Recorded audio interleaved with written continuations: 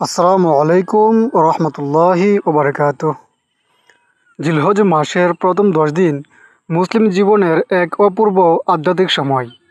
মহান আল্লাহ পাক এই দিনগুলোকে বিশেষ মর্যাদা দান করেছেন।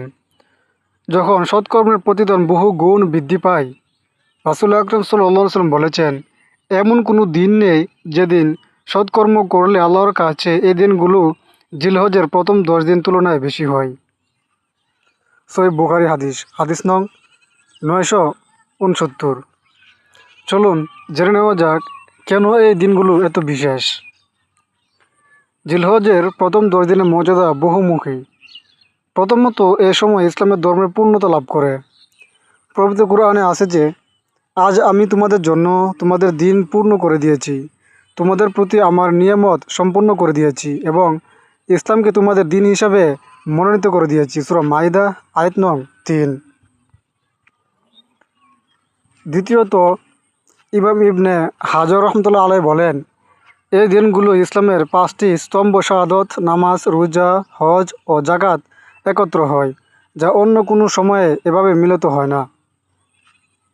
এই দিনগুলো হজের মতো মহান ইবাদত পালিত হয়, যা মুসলিম জাতির জন্য ঐক্য এবং ত্যাগের প্রতীক। জিলহজের প্রথম 10 দিনের মর্যাদা বহুমুখী। প্রথমত, এ সময় ইসলামের ধর্মতা পূর্ণতা লাভ করে। জিলহজের এই দিনগুলো ইবাদতের মাধ্যমে আল্লাহর নৈকট্য লাভের অপরগ সুযোগ রয়েছে। তাই এই দিনগুলিতে আমরা বেশি বেশি করে এই আমলগুলি করব, যেমন ফরজ পালন, নফল আমল বৃদ্ধি এবং ফরজ ইবাদত পালন ও হারাম থেকে বিরত থাকা।